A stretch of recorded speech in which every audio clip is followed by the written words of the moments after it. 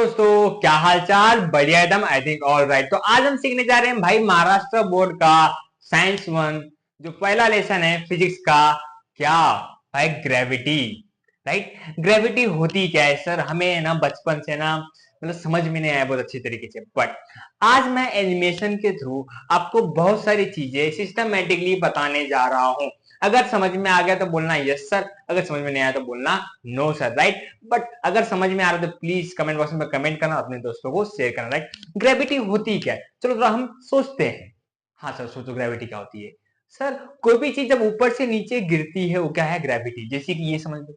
Right. जब aeroplane से हम नीचे जंप करते हैं, कहीं ना कहीं हम क्या कर रहे हैं? नीचे अट्रैक्ट हो रहे, ये ग्रेविटी हुई, हाँ ना।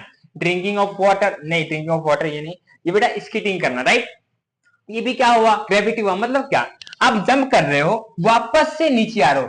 मीन्स हम जंप कर रहे हैं बट वापस से नीचे आ रहे हैं, ये क्या है? ग्रेविटी है। आपको कोई ना मतलब एक इमेजिनरी फोर्स ग्रेविटी है, वही चीज आपको क्या कर रही है? अट्रैक्ट कर रही है। राइट। ड्रिंकिंग ऑफ वाटर, जब आप पानी पीते हो तो पानी ऊपर क्यों नहीं जाता, नीचे ही क्यों आ रहा है? क्योंकि ग्रेविटी के कारण। आई होप की चीजें समझ में आ रहा है, हाँ या ना? अगर समझ में आ रहा है तो बोलो यस सर। बट ग्रेविटी होती कैसे? एक हम ये चीज समझ लीजिए। हमें पता है कि भाई न्यूटन सर ने हमें क्या बताया था। जब न्यूटन सर के ऊपर सेब गिर गया तो भैया इनको दिमाग में अरे ग्रेविटी हो, एक इन्होंने डिस्कवर किया ग्रेविटी। तब से आपका बच्चों का जो भी है मतलब अच्छा ग्रेविटी पढ़ना पड़ रहा है। इतने हार्ड फॉर्मूले हैं, इतना न्यूमेरिकल है। न्यूटन सर क्या किया आपने? चले गए, आप कुछ नहीं कर सकते, समझ लो। राइट। न्यूटन सर ने हमें क्या कहा कि देखो भैया कि दो ऑब्जेक्ट होगा, दोनों ऑब्जेक्ट पे जो फोर्स लगने वाला है उसे मैं क्या कहूंगा? ग्रेविटी कहूंगा। क्या कहूंगा मेरे प्यारे बच्चे? ग्रेविटी। जैसे कि देख लो, क्या देखे? Gravitational force act between any two bodies. Right. कोई भी दो बॉडीज के बीच में है ना, क्या होगा? ग्रेविटेशनल फोर्स एक्ट होगा। बोलोगे सर कैसे? जैसे बॉडी ए और बी है, इनके बीच में क्या हो रहा है? ग्रेविटेशनल फोर्स एक्ट हो रहा है, हाँ या ना? फॉर एन एग्जाम्पल में हम एक और क्वेश्चन ले लेते हैं यहाँ पे। राइट। ये तो कार है, एक कार है, एक लड़का है, दोनों के बीच में जो फोर्स एक्ट होगा उसे मैं क्या कहूंगा? ग्रेविटेशनल फोर्स कहूंगा। क्या कहूंगा मेरे प्यारे बच्चे? ग्रेविटेशनल फोर्स कहूंगा। आई होप की समझ में आ रहा है। चलो एक और एग्जांपल ले लेते हैं। यहाँ पे दो प्लैनेट्स हैं, दोनों प्लैनेट्स के बीच में जो फोर्स लगने वाला है उसे मैं क्या कहूंगा मेरे प्यारे बच्चे? ग्रेविटेशनल फोर्स कहूंगा। बोलो हाँ या ना? आई होप की ग्रेविटेशनल फोर्स आपको समझ में आ रहा है, पक्का? अगर समझ में आ रहा है तो बोलो हाँ बिल्कुल। चलो आगे देखते हैं क्या है। अब हम आगे समझने जा रहे हैं। ये क्वेश्चन आईएमपी है, बोर्ड एग्जाम में पूछा जाता है। Newton universal law of gravitation क्या है? Newton universal law of gravitation, ये हम समझने की कोशिश बिल्कुल करेंगे। ये आईएमपी कर लेना, बहुत बार एग्जाम्स में पूछे गए हैं। अगर आप एनालाइज करोगे प्रीवियस ईयर क्वेश्चन पेपर तो आपको ये क्वेश्चन दिखेंगे। Newton universal law of gravitation बहुत इजी है, इसको डिराइव कैसे करना है वो भी समझने वाले हैं। सिंपली इसका डेफिनेशन हम देख लेते हैं। डेफिनेशन में इन्होंने क्या बताया कि जो भी ऑब्जेक्ट यूनिवर्स में अट्रैक्ट होते हैं एक दूसरे को, मतलब attract other object with a force. Right. मतलब कोई भी जो बॉडी है एक फोर्स के साथ अट्रैक्ट करते हैं, बट आगे इन्होंने बोला कि which is directly proportional to the product of their masses. उनके मासेस का क्या होगा? प्रोडक्ट होगा। राइट। डायरेक्टली बोल के ये समझ में नहीं आ रहा, चलो फॉर्मूले के साथ समझेंगे। हाँ, ये भी inversely proportional to the square of distance between their center. नहीं समझ में आ रहा है, चलो हम समझने की कोशिश करते हैं। We have two bodies. Right. First one is m1 and second one is m2। दोनों के बीच का जो डिस्टेंस है मेरे प्यारे, ये क्या है? d है। d से डिस्टेंस डिनोट होता है, बट कभी कभी आप यहाँ पे r भी पुट कर सकते हो। d से डिस्टेंस भी यूज हो जाएगा, r से रेडियस भी यूज हो जाएगा। बात समझ में आ रहा है कि आप r से भी डिनोट कर सकते हो, बाकी कोई प्रॉब्लम यहाँ पे नहीं होने वाली है। राइट। दोनों के बीच में जो फोर्स लग रहा है उसी ऊपर हम Newton universal law of gravitation हमने फाइंड किया। देखो मेरे पास क्या है? F directly proportional to m1 m2। मतलब क्या मेरे प्यारे? देखो every object in the universe attract every other object with a force. मतलब पूरे यूनिवर्स में जो भी ऑब्जेक्ट हैं एक दूसरे के साथ अट्रैक्ट करते हैं विथ फोर्स।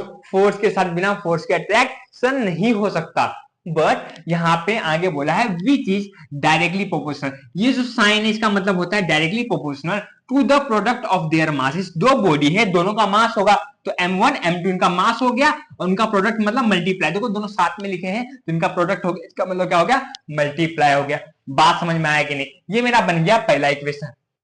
क्या बन गया? पहला इक्वेशन। बट आगे दिया है एंड करके inversely proportional to the square of distance between their center, right. अब देखो मेरे प्यारे, हमने क्या कहा कि देखो एक प्लेनेट है, एक बॉय है, राइट। ये अट्रैक्ट हो रहा है डाउनवर्ड साइड। पूरे यूनिवर्स में जो भी चीज अट्रैक्ट होगा किसके साथ? फोर्स के सहारा, राइट। हाँ, अगर आप आगे नोटिस करेंगे हम, जो मेरा एफ क्या है, डायरेक्टली प्रोपोर्शनल है, राइट, जो किसके साथ बेटा? डिस्टेंस। तो इसको हम क्या बोलेंगे? F inversely proportional, F inversely proportional to the square of a distance between their center, right. दोनों के जो सेंटर से क्या हो रहा है मेरे प्यारे, जो डिस्टेंस है जो यहाँ पे दिख रहा है वो क्या है? इनवर्सली। जब कोई भी चीज अपॉन में रहने वाली है, राइट मेरे प्यारे बच्चे, जब कोई भी चीज अपॉन में रहेगी वो क्या होने वाला है? यहाँ पे इनवर्सली उसको बोलेंगे। हम क्या बोलेंगे? उसको इनवर्सली बोलेंगे। बात समझ में आ रहा है कि नहीं आ रहा है? हाँ है ना। अगर ये चीज समझ में आ गई ना तो आपको मैं एक और चीज समझाने की कोशिश करूंगा, राइट। अभी मैं एनिमेशन के थ्रू ने हाथ से समझाने की कोशिश करता हूँ क्योंकि एक क्या है, नंबर्स है। ध्यान से देखो, कलर कौन सा है? व्हाइट है ना, ठीक है। अगर आप ध्यान से देखोगे, अब मेरे पास ये इक्वेशन 2 आ गया, दिख नहीं रहा होगा थोड़ा सा इसको, हाँ, मेरे पास इक्वेशन 2 आ गया, राइट। अब देखो क्या होने वाला है यहाँ पे मेरे प्यारे बच्चे, इक्वेशन 1 2, तो फ्रॉम इक्वेशन 1 एंड 2 दोनों से क्या होगा देख लेते हैं, राइट। देखो यहाँ पे क्या है? एफ है कि नहीं? डायरेक्टली प्रोपोर्शनल तो क्या है भाई? m1 m2 है, राइट। एफ की वैल्यू को वैल्यू 1 अपॉन डी स्क्वायर है, तो ये मल्टीप्लाई होगा तो क्या आ जाएगा यहाँ पे? डी स्क्वायर हो जाएगा। सर नहीं समझ में आया, समझाओ वापस से। देखो यहाँ पे ये करके, ये कैसे बनाना ये मैं आपको करके बताता हूँ। देखो यहाँ पे एफ डायरेक्टली प्रोपोर्शनल टू, देखो यहाँ पे क्या है, 2 मिनट, ओके ओके, नहीं नहीं नहीं, नो नो नो, हाँ देखो, अगर मैं ये जो टर्म दिख रहा है, सिर्फ m1 m2 लेना है ना। देखो ये जो मेरे को टर्म दिख रहा है इक्वेशन 1 का, m1 इंटू m2 मल्टीप्लाई, नीचे क्या आ रहा है? 1 upon D square, 1 upon D square आ रहा है, राइट। अब जब 1 मल्टीप्लाई होगा m1 m2 में तो क्या आएगा? m1 m2 आएगा, नीचे डी स्क्वायर का डी स्क्वायर आ जाएगा। देखो सेम यही चीज बन गया यहाँ पे, m1 m2 upon D square, right. Simple था। आई होप कि समझ में आया, आई होप कि समझ में आ रहा है। आगे बढ़ू तब, अगर ये चीज समझ में आ गई तो इसको मैं एकदम क्लियर कर देता हूं। क्लियर क्लियर, यस क्लियर हो गया। देखो सेम जो मैंने किया था, हो जा भाई, हो गया ना क्लियर? ओके रुको 2 मिनट, 2 मिनट, एग्जिट, ओके। हाँ अब देखो, मैं अकेला हूं तो कोई कैमरामैन तो है नहीं, बट आगे क्या हो रहा है मुझे पता नहीं, एक बार देख लेता हूं बेटा, अगर मैनेज करना तो कर सकते हो। देखो क्या हुआ, ये बना अपना फ्रॉम इक्वेशन 1 एंड 2 से बना। अब ध्यान से सुनना, जब इक्वल टू हटता है, देखो यहाँ पे क्या है? डायरेक्टली प्रोपोर्शनल है। जब डायरेक्टली प्रोपोर्शनल हट के यहाँ पे आता है, इक्वल टू आता है, जब इक्वल टू आता है तो यहाँ पे कैपिटल जी आ गया। कैपिटल जी क्या होता है? कांस्टेंट वैल्यू होती है। क्या? यूनिवर्सली कांस्टेंट वैल्यू है हमारा जी। जी का वैल्यू क्या है? 6.67 समथिंग है, 6.67 इंटू 10⁻⁻11 समथिंग है, राइट। वहां नीचे का क्या आएगा? डी का डी स्क्वायर। देखो नीचे डी का डी स्क्वायर आ गया। जी मेरा क्या है? यूनिवर्सली कांस्टेंट ऑफ ग्रेविटेशन है, राइट। इसकी वैल्यू कभी भी चेंज नहीं होगी। आपको जब भी यूज करना तब भी यूज कर सकते हो, आने वाले टाइम में भी जी की वैल्यू चेंज होने वाली नहीं है, राइट। ये जो जी की वैल्यू हमें किसने दिया है? न्यूटन सर ने दिया। आई होप की चीजें समझ में आई है। ये मेरा यूनिवर्सल क्या है? Newton universal law of gravitation है। इतनी सारी चीजें आपको बोर्ड एग्जाम में पूछी जाएगी। ये क्वेश्चन आईएमपी है तो टेंशन बिल्कुल भी मत लो, ध्यान से देखो, राइट। समझ में आ गया तो हम थोड़ा सा आगे बढ़ते हैं। अगर ये वैल्यू आ गई अपने पास, अगर इस वैल्यू में मैं एक मान लेते हैं m1 m2 जो मेरे पास यहाँ पे है m1 और m2, अगर इसकी वैल्यू मैं 1 ले लेता हूं और d की वैल्यू मैं 1 ले लेता हूं, ठीक है। आप वन भी ले सकते, एज्यूम कर रहे हैं हम लोग। हाँ, अगर मैं वन लेता हूं तो क्या क्या पॉसिबिलिटी होती है, या अगर मैं टू लेता हूं तो क्या क्या पॉसिबिलिटी है, ऐसा हम कर सकते हैं, ऐसा कोई प्रॉब्लम नहीं है। तो देखो आगे क्या होगा मेरे प्यारे, एफ इज इक्वल टू, ये क्या है, G upon M one M two है अपॉन डी स्क्वायर है। तो हम क्या करेंगे, एम वन एम टू की जगह पे क्या पुट करेंगे, हम वन पुट करेंगे, कर दिया हमने वन पुट, और डी स्क्वायर की जगह पे हम क्या करेंगे, वन का स्क्वायर ले लेंगे, राइट। तो अभी हमारे पास क्या होगा, देखो वन इंटू वन वन हो जाएगा, वन को जी से मल्टीप्लाई करोगे तो वही टर्म आएगी, जी आएगी, और वन का स्क्वायर वन हो जाएगा, उसको वन से डिवाइड करोगे तो आंसर भी वही आएगा। तो मतलब क्या बन जाएगा, F is equal to G upon F is equal to G हो जाएगा, राइट। मतलब फोर्स किसके इक्वल हो गया, ग्रेविटी के इक्वल हो गया, किसके इक्वल हो गया, ग्रेविटी के इक्वल हो गया। तो हम क्या बोल रहे थे कि पूरे यूनिवर्स में अगर दो बॉडी पे क्या लग रहा है, ग्रेविटी लग रहा है, तो क्या हो रहा है, एक फोर्स लग रहा है, समझ में आया। मतलब जो ग्रेविटी है कहीं ना कहीं एक फोर्स है, जो फोर्स है कहीं ना कहीं एक ग्रेविटी है, दोनों क्या है, एक दूसरे के इक्वल है। आई होप की चीजें समझ में आ रहा है, समझ में आ रहा है तो बोलो हाँ सर, राइट। अब हम आगे चलते हैं, ये तो चलो डेफिनेशन हमने लिख दिया, आगे हम चलते हैं, समझेंगे इफेक्ट ऑफ फोर्स के बारे में। किसके बारे में, इफेक्ट ऑफ फोर्स के बारे में। इन्होंने क्या कहा, मेरे करण अर्जुन आएंगे। आपने अगर वो अक्षय क्या नाम है, शाहरुख खान और कोई एक जन और था, मुझको यहाँ मैंने तो देखा नहीं है, बट मूवी है मेरे करण अर्जुन आएंगे, तो लोग मेरे करण आ गए और मेरे अर्जुन भी आ गए, राइट। ये चीज समझ में आई ना। अब चलो आगे देखते हैं क्या है। अगर देखो करण का मास m1 है और अर्जुन का मास m2 है, दोनों के बीच का डिस्टेंस अगर d है, राइट, तो मेरा फोर्स क्या बनेगा, F इज इक्वल टू जी, जो ग्रेविटी हम यूज करेंगे कांस्टेंट वैल्यू होती है, इसका m1 यहाँ पे आ जाएगा, इसका m2 यहाँ पे आ जाएगा, ये d जो नीचे आ जाएगा इसका क्या आ जाएगा, d स्क्वायर आ जाएगा। बात समझ में आई क्या, हाँ है ना। ये चलो हो गया बना। बट अगर एक और कंडीशन आ रही है मेरे पास कि अगर भाई आप फोर्स को चेंज कर रहे हो, if mass of Arjun is double, right, how will force change if the mass of Arjun is double. मतलब क्या, ये करण है, ये अर्जुन है, अगर आप अर्जुन का मास, ये जो m है m, अगर m2 आप डबल कर दे रहे हो तो आपकी जो फोर्स में क्या चेंजेस होंगे ये बताना है, राइट। चलो हम करण का क्या कर रहे हैं बेटा, सॉरी अर्जुन का हम क्या कर रहे हैं, मास डबल कर दिए, राइट। जब डबल करेंगे तो यहाँ पे 2 आ जाएगा, यहाँ पे तो 2 आ गया, तो हम यहाँ पे भी क्या करेंगे, 2 ले आएंगे। जब यहाँ पे अगर मास डबल होगा तो कहीं ना कहीं फोर्स भी क्या होगा, डबल होगा। बात समझ लेना, राइट। जितना ज्यादा मास होगा उतना ज्यादा आपको फोर्स लगाना होगा, हाँ है ना। बात गलत बोल रहा हूँ, आप भी सोचो कि अगर जितना आप वजन चीज उठाते हो आप उतनी ताकत लगाते हो, ताकत क्या हुआ, फोर्स लगाना हुआ, हाँ है ना। ये आपको क्लियर हो गया। चलो एक और हम अपने पास कंडीशन लाते हैं कि देखो अगर how will the force change if mass of both Karan and Arjun are double. अगर करण, ये अपना करण हो गया बेटा, ये क्या हो गया, अपना अर्जुन हो गया। अगर अर्जुन का मास मैंने डबल किया, इसके साथ ही अगर मैं करण का भी मास क्या कर लेता हूं, डबल कर देता, लो देखो डबल हो गया, दोनों मोटे हो गए, राइट। तो यहां पे मेरा क्या आ जाएगा, m2 आ जाएगा, m2 नहीं 2m1 आ जाएगा, एक ही साथ डबल क्यू, हाँ। अब मैं क्या करूंगा, इस m1 के जगह पे, चलो ये जो 2m1 आ गया, अब इस m1 की जगह पे मैं ये 2 पुट करने वाला हूं, देखो यहाँ पे 2 पुट हो गया, राइट। तो इसका 2 तो यहाँ आ गया, अब इस m1 का भी 2 वहां पे जाएगा ना, तो 2 2 जा क्या बन जाएगा, देखो बेटा इसका 2 2 जा 4 हो गया, तो यहाँ पे भी क्या बन जाएगा, 2 2 जा 4 हो जाएगा, राइट। मतलब जितना मास इंक्रीज हो रहा है वैसे वैसे यहाँ पे क्या हो रहा है, फोर्स भी इंक्रीज हो रहा है। मतलब आप जितना मास इंक्रीज करोगे वैसे वैसे क्या होगा, यहाँ पे आपका फोर्स भी इंक्रीज होगा। आई होप ये क्लियर हो रहा है, हाँ है ना। चलो एक और कंडीशन देख लेते हैं। इससे पहले तो हमने इसका मास डबल किया, फिर हमने दोनों का मास डबल किया, बट अब हम क्या करेंगे, दोनों का डिस्टेंस क्या कर देंगे बेटा, फार दूर कर देंगे। चलो how will the force change if the distance is double. चलो डिस्टेंस हमने क्या कर दिया, डबल कर दिया, डिस्टेंस क्या हो गया, डबल हो गया। तो अब चीजें क्या होने वाली है हम ध्यान से समझ लेते, राइट। तो देखो यहाँ पे अगर आप नोटिस करोगे डिस्टेंस डबल हो गया तो मतलब 2d हो गया, तो यहाँ पे क्या आएगा, 2d आएगा, हाँ है ना। तो यहाँ पे क्या है देख लो, तो 2d है ना, तो 2 का स्क्वायर क्या जाएगा बेटा, 4 जाएगा, और d का स्क्वायर d स्क्वायर हो जाएगा। समझ में आ रहा है क्या, अगर ध्यान से देखोगे तो 2 का स्क्वायर 4, d का स्क्वायर d स्क्वायर, ये आ गया। तो यहाँ पे क्या आ जाएगा, 1/4, क्योंकि अगर ध्यान से अगर देखोगे, आपको बताने की कोशिश करूं, टेंशन नहीं लेना, आराम आराम से हम समझने की कोशिश करेंगे। अगर समझ में आ रहा है तो प्लीज चीजों को शेयर करो, ठीक है।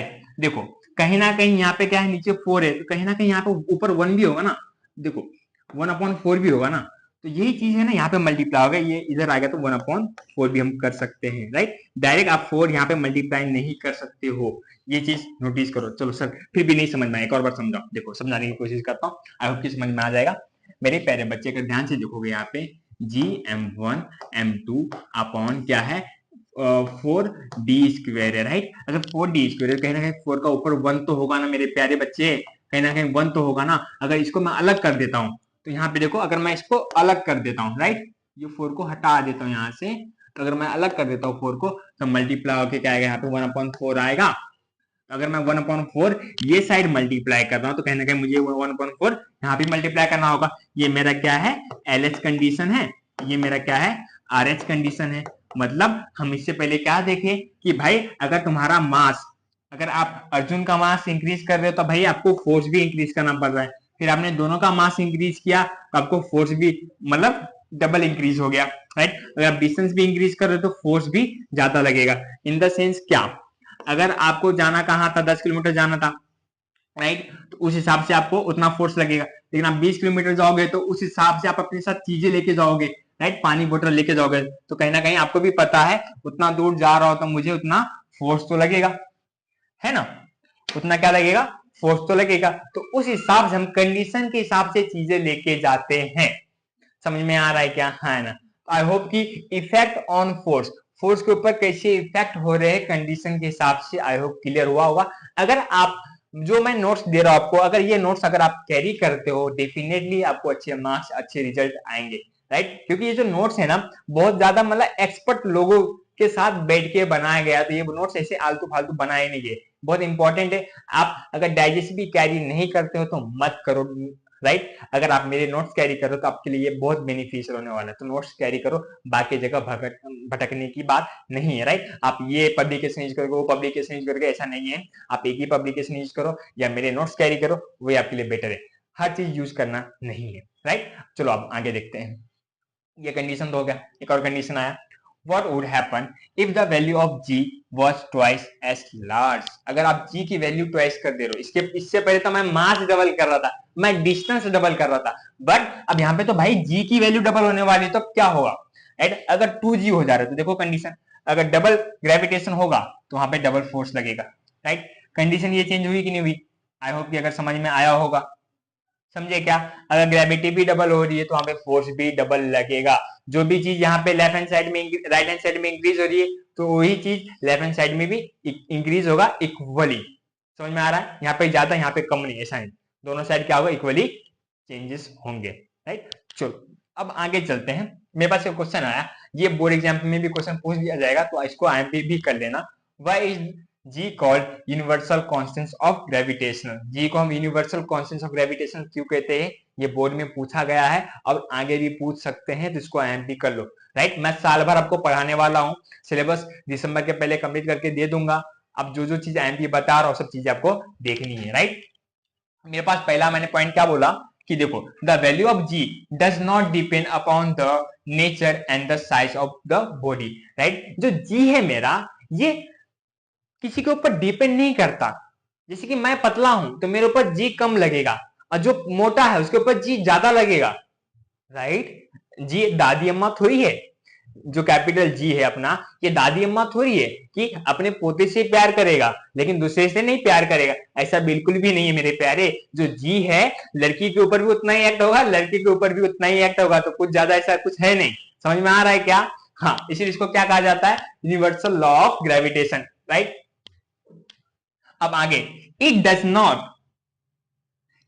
Not depend upon the nature of the medium between the two bodies, hence it is called as a universal constant of gravitation, right. इन्होंने क्या कहा कि पूरे यूनिवर्स में कोई भी जगह पे जो भी मीडियम होगा, उस मीडियम पे जो भी दो ऑब्जेक्ट होंगे या कोई भी एक ऑब्जेक्ट होगा, उसके ऊपर जो फोर्स लगेगा जी का, वो क्या होगा, इक्वली लगेगा, कहीं पे भी चेंज नहीं होगा। अगर आप मीडियम भी चेंज कर दे तो रेयर मीडियम हो या डेंसर मीडियम हो, दोनों जगह सेम रहने वाला है जी की वैल्यू। और राइट, जी की वैल्यू हमारे पास क्या है भाई, देख 6.67 into 10⁻11 Newton meter square per KG square, right. ये वैल्यू याद कर लेना। ये जो चीजें हैं ना भाई एमसीक्यू में पूछा जाता है, किसमें पूछा जाता है मेरे प्यारे बच्चे, बोल दे सर, एमसीक्यू में पूछा जाता है।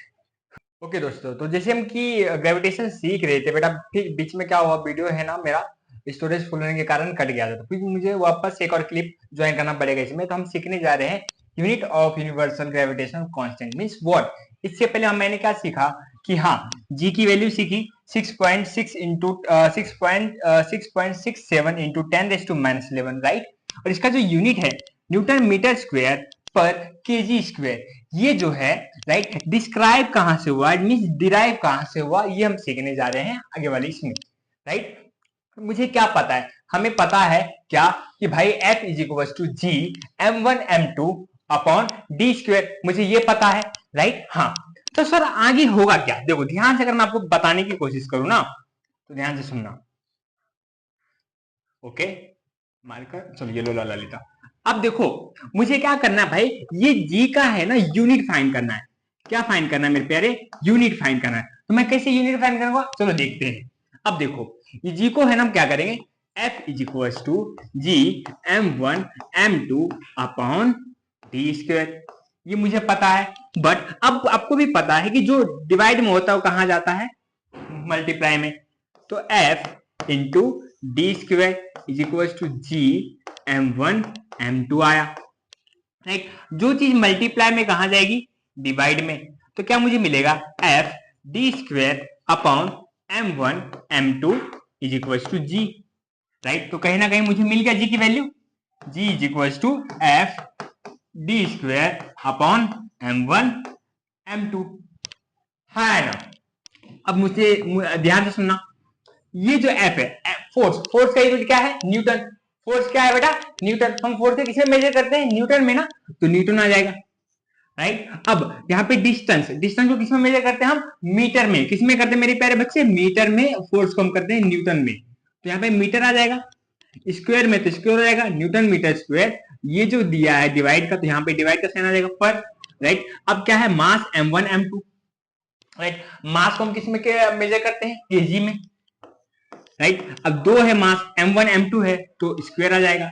तो Newton meter square per KG, ये मुझे क्या मिल गया, यूनिट मिल गया। क्या मिल गया, ये यूनिट मिल गया, ये रहा यूनिट। अब ये यूनिट है किसका, ये जो यूनिट है ये है किसका, हमें ये पता करना, राइट। ये जो यूनिट मेरे प्यारे किसका है, कैपिटल जी का, जिसको हम बोलते हैं Newton universal law of gravitation. I hope की चीजें समझ में आ रही है, हाँ एकदम क्लियर हो रही है। अगर समझ गया तो बोलो भाई हाँ, डन। अगर ये समझ गया तो बोलो हाँ, अगर लिखना है तो बेटा लिख लो वीडियो बैक करके। तो देखो वही चीज जो मैंने चीजें सॉल्व की, इसमें नहीं आ रहा है क्या, हाँ आ गया। देखो जो चीजें मैंने सॉल्व की, कहां गया, ये रहा, आ गया Newton meter square per KG square, right. चलो ये हमने क्या कर दिया, यूनिट फाइंड कर लिया। इसके बाद आप लोगों के लिए आया भाई एमसीक्यू, मींस अभी तक आप लोगों ने ध्यान दिया है तो आप लोग एमसीक्यू सॉल्व कर लोगे, राइट। चलो पहला एमसीक्यू क्या है, हाँ चलो मैं पहले सब एमसीक्यू लिख लेता हूं, ठीक है। हाँ, पहला एमसीक्यू क्या है, according to Newton law of gravitation the force exerted by the earth on the object is given by, right. According to Newton sir ने कौन सा ग्रेविटेशनल फोर्स का फॉर्मूला हमें दिया था, देखो ये दिया था क्या, F is equal to G m1 m2 upon D.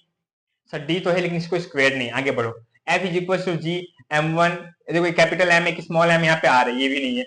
F is equal to G m1 m2 upon D square, sir ये तो लग रहा है ना, हाँ है ना। देखो हमने फॉर्मूला देखा था, ये लो आपका क्या भाई राइट आया, हाँ है ना। चलो आगे सेकेंड देखते क्या दिया है, ऐसा unit of universal constant of gravitation is, क्या आएगा बताओ, ऐसा unit of universal constant of gravitation. देखो बेटा ऐसा यूनिट क्या है, यूनिवर्सल कांस्टेंट ऑफ ग्रेविटेशन जी का ऐसा यूनिट क्या है। इससे पहले मैंने फाइंड किया था, देखो मेरा क्या था, न्यूटन मीटर स्क्वायर, यहाँ पे पर केजी।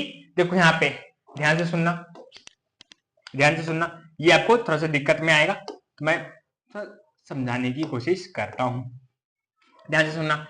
ये जो फंडा है, पहली बात तो अपने पास फॉर्मूला क्या था, यहाँ पे लिख देता हूं, Newton meter square per KG square, ये मेरे पास क्या था, फॉर्मूला था। बट ध्यान से सुनना, जब ये टर्म ऊपर चली जाएगी, क्या चली जाएगी, जब ये टर्म ऊपर चली जाएगी तो क्या बन जाएगी, न्यूटन मीटर स्क्वायर यहाँ पे इंटू केजी, यहाँ पे आएगा इंटू का साइन केजी।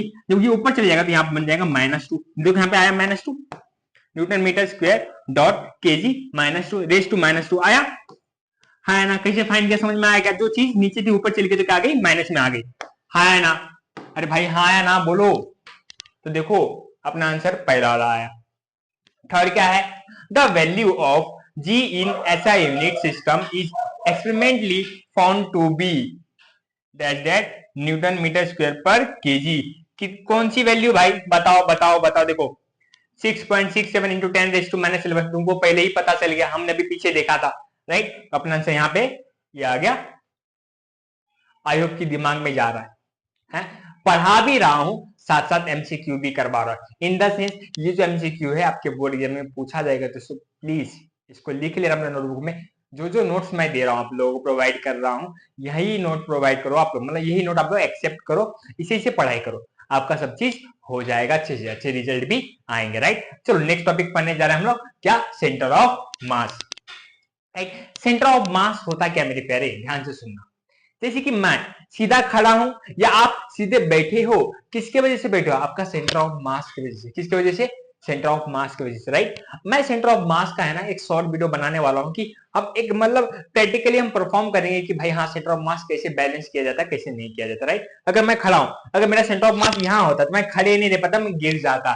बोलो हाँ या ना, क्योंकि मेरा सेंटर ऑफ कहाँ पे है, सेंटर में है, इसलिए मैं क्या हूँ बेटा, मतलब एक बैलेंस पोजीशन पे खड़ा हूं। चलो सेंटर ऑफ मास का है ना डेफिनेशन अपने पास क्या बोल रहा है कि देखो भाई the centre of mass of an object, मतलब कोई भी ऑब्जेक्ट का जो सेंटर ऑफ मास है इज द पॉइंट, वो उसके अंदर होगा या उसके बाहर होगा कोई भी ऑब्जेक्ट के, at which the total mass of the object can be assumed to be concentrated. इसका मतलब क्या हो मेरे प्यारे, जो मैं हूं मेरा ओवरऑल मास मेरे इनसाइड के बॉडी में होगा या आउटसाइड के मींस आउटर साइड में रहेगा, राइट। जैसे कि देखो ये रहा अपने पास पॉइंट, है ना। अब इस पॉइंट में मेरे पेरिस को हटा के हम जब यहाँ पे रखेंगे तो ये क्या हुआ, बॉडी के इनसाइड है, ये क्या है बेटा, एक बॉडी के आउटसाइड है। ध्यान में जा रहेगा भाई, ये बॉडी के इनसाइड, ये क्या है, बॉडी के आउटसाइड है। आपको समझ में आ रहा होगा, राइट। ये ज्योमेट्रिकल सेंटर है और ये अपना इनसाइड वाला है। The centre of the mass of any object having uniform density is at its centroid, मतलब कोई भी चीज का जब यूनिफॉर्म डेंसिटी होगा, यूनिफॉर्म का मतलब होता है कांस्टेंट, डेंसिटी का मतलब होता है घनत्व, घनत्व मतलब वजन, राइट। मींस कोई भी चीज का ओवरऑल पूरा क्या है मेरे प्यारे, पूरा मतलब यूनिफॉर्म क्या है, इसकी डेंसिटी है, तो ये इसका जो सेंटर ऑफ मास क्या है भाई, आउटसाइड में है मेरे प्यारे बच्चे। अगर समझ में आ रहा है तो बोलो हाँ। और ये क्लियर हो गया होगा। नेक्स्ट टॉपिक हम पढ़ने जा रहे हैं भाई, देखो क्या, the universal law of gravitation successfully explain, मतलब जो भी हमने पढ़ा था जी के बारे में, अब सक्सेसफुली हम एक्सप्लेन मतलब यहाँ पे कर दिया गया है। जैसे कि देखो the tide of the sea due to moon and the sun. अभी आपको पता भाई टाइड का मतलब क्या होता है, लहरें, मतलब आपको भी पता है गांव में दादी दादी अम्मा या मम्मी बोलती थी भाई नदी के किनारे रात के समय मत जाओ, क्योंकि जो नदी का जो लेवल है वो रात के समय बढ़ने लगता है। सर क्यों बढ़ता है, क्योंकि मैं आगे बताने वाला हूं, ड्यू टू मून के कारण। बट कैसे, देखो ऐसे ही लहरें बनने लगता है, मतलब the tide are cause due to gravitational force of moon, moon के ग्रेविटेशनल फोर्स की वजह से ये जो टाइड है आते हैं। बट सर समझ में नहीं आ रहा है, हम अभी समझेंगे, बस जस्ट एक एग्जांपल देख रहे हैं। अगर हम देखेंगे यहाँ पे जो इफेक्ट ऑफ मून ग्रेविटी कैसे हमारे अर्थ पे पड़ता है, राइट। ये हमारा अर्थ है, राइट। अब मून मम्मा को बुला लेते भाई, आ जाओ। ये जो मून है ना, ध्यान से सुनोगे, इसकी भी ग्रेविटी है, तो इसकी जो ग्रेविटी है ना अपने तरफ खींचती रहती है, राइट। क्या करता है, अपनी तरफ खींचते रहता है मून के सरफेस को। अब यहाँ पे क्या होता है ना, इसका जो अपने आपको भी पता वो हमारे अर्थ ओवरऑल जो सरफेस है बेटा, वो जो वाटर का ही है ना।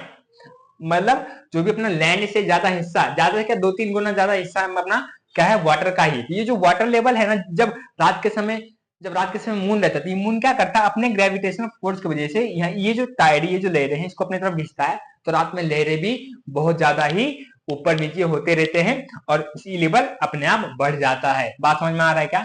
ये हाई टाइड हो गया, यहाँ पे बन गया लो टाइड। समझ में आ रहा है क्या? ये पूरा एक 90 डिग्री है, ये लो टाइड है, यहाँ पे मतलब सन है उस वक्त। अब यहाँ पे इस वक्त क्या है, मून है, तो यहाँ पे हाई टाइड होगा, क्योंकि इसका जो ग्रेविटेशनल फोर्स इसको क्या कर रहा है, अट्रैक्ट कर रहा है। आई होप कि समझ में आ रहा है। यहाँ पे भी लो टाइड है, वहां पे भी हाई टाइड रहेगा। How can high tide be cause here, यहाँ पे हाई टाइड कैसे होगा? क्योंकि देखो to overcome moon gravitational force, right, there is a backward पुल।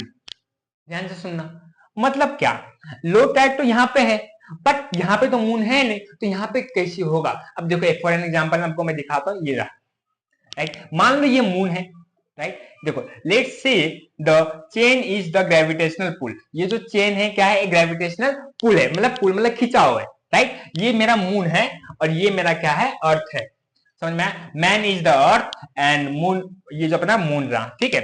अब देखो some way earth also has the pull backward balance the gravitational pull, right, in the sense, चलो ये नहीं समझाना, मैं बताता हूं, देखो मैं अर्थ हूं, अब मुझे क्या करना, मून खींच रहा है, लेकिन मैं मून को थोड़ी खींचने दूंगा, मैं भी तो ताकतवर उससे, तो मैं खुद को पीछे खींचूंगा, समझ में आ रहा है, मैं खुद को क्या करूंगा, पीछे खींचूंगा अपने को बैलेंस करने के लिए। मून तो वहां पे मेरे को खींच ही रहा है, बट मैं यहाँ पे क्या कर रहा हूँ, खुद को भी पुल कर रहा हूँ बैकवर्ड साइड।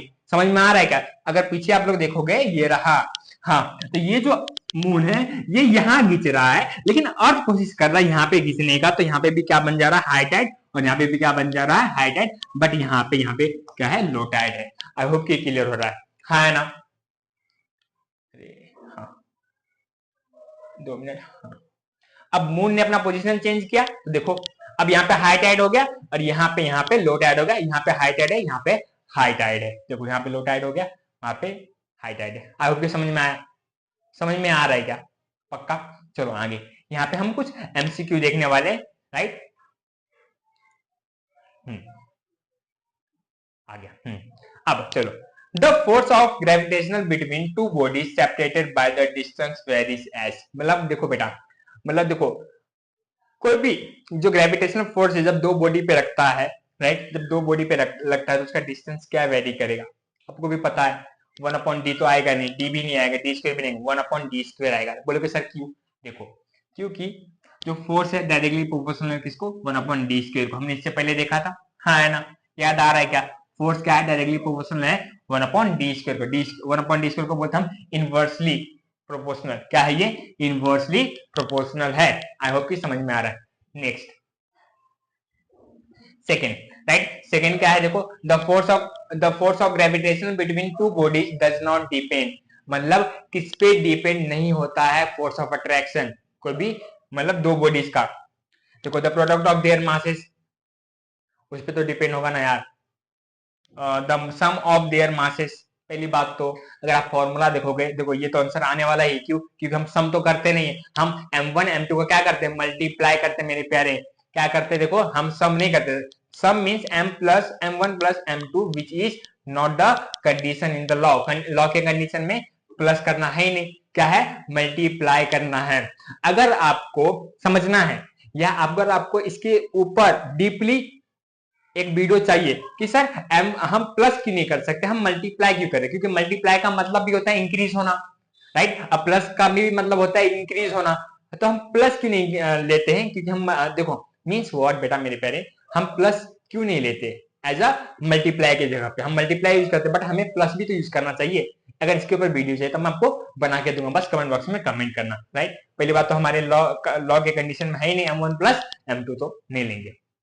नेक्स्ट मेरे प्यारे क्या दिया है, if we half the distance of two bodies then the gravitational force become, अगर आप डिस्टेंस को हाफ कर दे तो ग्रेविटेशनल क्या हो जाएगा मेरे प्यारे, 4 टाइम हो जाएगा, राइट, क्या हो जाएगा, 4 टाइम हो जाएगा। बोलोगे सर कैसे, देखो एफ डायरेक्टली प्रोपोर्शनल है क्या किसको, 1/d² को, राइट, बट आप क्या कर रहे हो, डिस्टेंस को हाफ कर रहे हो, यहाँ पे क्या करो, हाफ द डिस्टेंस, जब डिस्टेंस को हाफ करोगे तो 1/2 हो जाएगा, तो स्क्वायर है, तो 1 का स्क्वायर 1 आ गया और 2 का स्क्वायर 4 आ जाएगा। समझ में आ रहा है क्या, अब चीजें अगर समझ में आ रही है तो देखो ये फिर यहाँ पे आ गया, 1 का स्क्वायर 1 आया, 2 का स्क्वायर 4 आया, डी का स्क्वायर d² आया, हाँ है ना।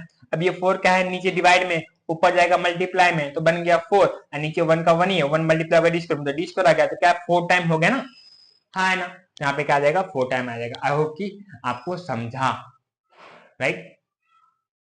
मेरा वीडियो यहीं पे मतलब फर्स्ट जो लेक्चर है मेरा ग्रेविटेशन के ऊपर यहीं पे खत्म होता है, राइट। आप लोगों के लिए मैं अपना बेस्ट देने की कोशिश कर रहा हूँ, बट फिर भी कहीं लग रहा है कि सर कहीं ना कहीं आप लैग खा रहे हो, मीन्स बोलने में या कुछ भी प्रॉब्लम है, आप मुझे शेयर करो, मैं अपनी इम्प्रूव करने के लिए इंप्रूव करने की पूरी कोशिश करूंगा आप लोगों के लिए, राइट।